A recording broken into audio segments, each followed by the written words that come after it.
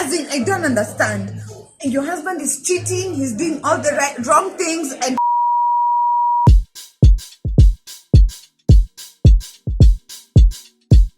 you're told as a woman, just pray. Yeah, just and then pray. you know another thing that I hate. The more you stay in a bad marriage, the more you stay in a bad situation. That's tolerance, that endurance, children, that you need for the and reputation, praying, for everybody. the church, the more you're called strong. Think. As in unicha. Yeah, that really annoys me because that point really irritates me because you it's stay like together. give up everything of yourself.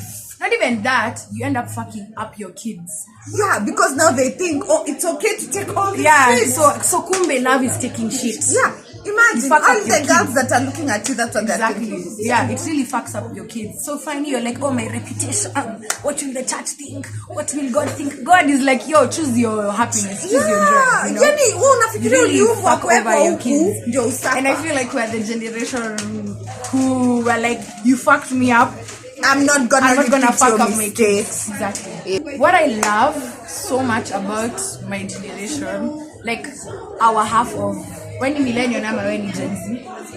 Millennial, 1995 millennial. Yeah. Okay, so what I like about like the other half, the lower half of millennials, ones who were born until 95, 96. So the guys, until 96 is they're that very aware. Yeah, we're very aware. We don't take bullshit. I'm not gonna stay at a job for 10 years and I'm unhappy. I hate. I'm not gonna stay in a marriage and I'm unhappy. I'm not going to have a kid if I want to have a kid. Honestly, you know, I told my aunt the other day, we were just having a conversation, and I just told her, I don't know if that kid thing is for me, and I'm not saying yes or no. It's just a thought. I just want to make a conscious decision. Yeah. Like, I don't know if that's for me. Like, and I don't want to be one of those chicks that just jumps into motherhood and is like, I hate this because shit. It's really not a joke. It's not a joke. Yeah. It's like it's your really breast leak. Yeah. You have to come. Your job is no longer a priority. You know, because you're raising a life. For me, when I think of raising a family, I usually think of what morals and values and energy is in your home. How are you going to talk to your child? Have you dealt with your trauma? Are you gonna pass it on? Have you dealt with your daughter? Are you gonna pass it on? Yeah. You know, because us guys, like you said, like slavery was 2 generations ago. That trauma still exists within our DNA. Yeah. So that's what's been passed down. Yeah. So us guys are the first ones to be like, me, I'm not doing this shit. It's either I deal with my shit and I clear it out, or I'm not having any children. You know what I'm saying? And then the thing with me is, I have decided to take advantage of my privilege. Yeah. Expound. In that, my dad right now is not kicking me out of his house. He loves me.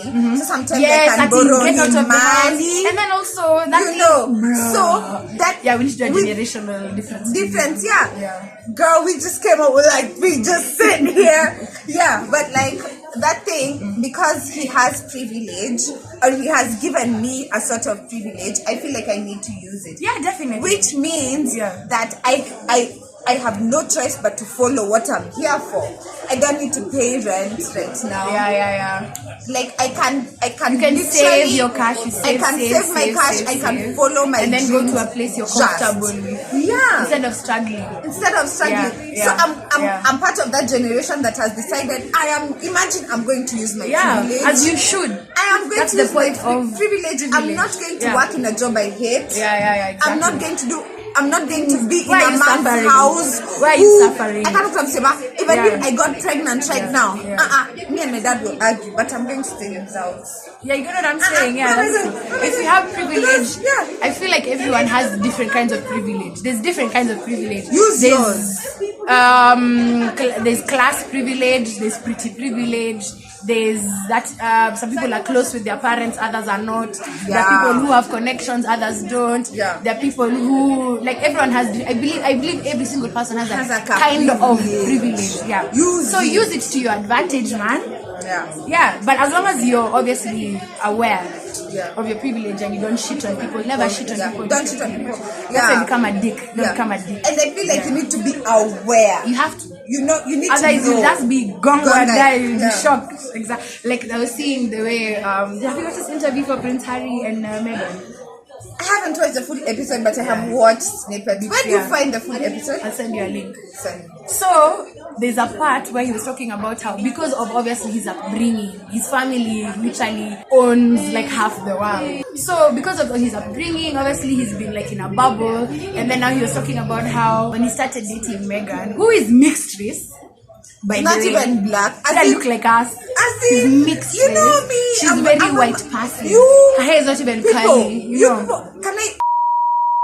He wasn't aware of the racism that black people and mixed people get until he dated Megan, and then he saw how the British media was treating her, and she's mixed. So imagine someone who She doesn't even look even cute. Nyeusi. Okay, I'm not dark, but like Nyeusi, you get.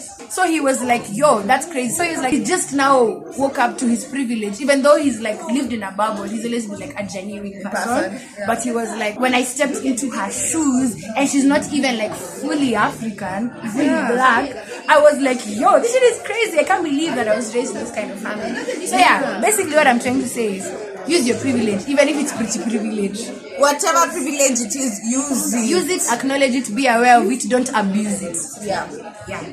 Another thing that comes up about being a strong black woman is that they're always supposed to be a source of hope and inspiration. They have the answers, they know what to do, and it's crazy because people will be like, they've been through so much, they know what to do. Why is that normalized? Why Is it normalized? That should not be normalized.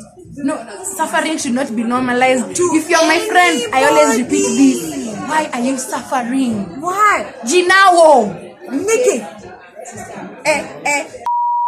I mean, I get it because whether it's your mother or these days you have rich. I love that rich auntie vibe. Even me.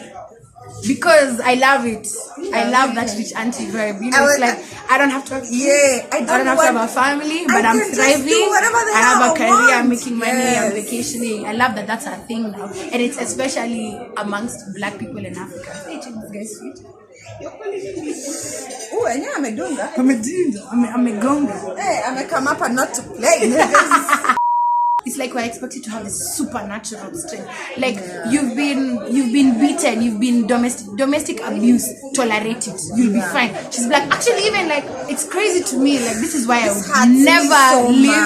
would never live in America for this one thing. I would never. Actually, the only place I want to visit in America I would visit. New York. For me, it's New Orleans. New York. I have places I would visit, but I'm saying kuishi. Yeah. Siezi ishi. Vacation, I can do a whole tour. Mi siezi. Yeah. Ndio nilikuwa naendesha hapo alafu. No, but I feel like blacks and Africans have same but different experiences, like same coin, different sides of the coin. Okay. Like the way that a black mother will beat you, an African mother will beat you. Yeah. A black mother will say, do the chores. An African mother will also say, do the chores. Yeah. An African mother and a black mother will be like, unaenda nje ukika hivyo aje. You know? You're representing like there are those similarities that are so. I feel like it's innate. I feel like that's why I usually say people who are African descent, they have the same values. We have the same values. We have the same, like at the core of it. We are the same. It exists, and even like this strong black woman thing is like African women, and I expect it to be. When I look at my grandmothers, my aunties, I look at my mom. You always put on this pedestal. I don't want to make the same mistakes as my aunt. Okay, they did so many great things, and I appreciate them. That's the point. Yeah. The point is the next is supposed to do better than you. Yeah. But the things that I feel like the aunties before me and then it's that they took so much crap from men. I think from society, from jobs, where. And it's also not their fault. It's not their fault because even their mothers. Not even that, it's fear. It's passed on fear. It's passed on. It's systematic also as well. It's not their fault. It's not their fault as well. They were doing the best they could. But I love the radical ones. Yeah. Whereby they're like, me, I do things that I want to do. Exactly. And for example, my grandmother is like that. My grandma does whatever the fuck she wants to do. And I think for me, I got the perfect example of love from my grandparents because they were equals and they treated each other like equals. It wasn't you're the housewife, I'm the bread maker. Yeah. No. they both worked, they both did their thing. Of course, I believe in gender roles. Personally, I believe in gender roles. Yeah. I feel like the things only women can do, and the Or things that only women men are can better at doing doing, and the than things men. men are better at Yeah. doing. Exactly. But then they always had this thing of we're equals. I'm never gonna treat you higher or lower. And because both of them are also such rebels, they did literally whatever they wanted to do, and they were like, this is my husband, this is my wife, this is what we do, this is how we do it. If you don't like it, it's okay. If you like it, welcome to our world. So being raised, I think, in that environment also, I feel like for their generation they were quite radical. So that radicalness trickles down. So as much as fine, yes, it was systematic, it's the way things were, unfortunately, I think being authentic, like standing up for yourself, I think that's the thing. I think like the other side of being a strong black woman is that, are they allowed to stand up for themselves? I feel like that's what it should be defined as. Yeah. That as strong black woman, like maybe we should now, like even as we are like coming to the end, I feel like we should define what a strong black woman looks like to us. Yeah. But like what it should look like, what it should be, what it and should look like compared to what it is. The other thing that I wanted to say about the hopes thing, the hopes and like you go to them for answers and shit like that, is that when I look at my parents, they got married at 23, 24, which is like almost the same as you. So like 23, 24, 26. We're older than that. Yeah. Like I was tripping, my mom had me. I would have been having a 2-year-old if it was my mom. They didn't know what they were doing. Yeah. That's No, but no one knows what they're doing. No one knows No one knows what they're exactly. doing. Yeah. So we are looking up to this whole thing, thinking they knew what they were doing at 26, that they knew what they were doing at 24. They didn't know what they were doing. But also I feel like their systems were more organized than ours.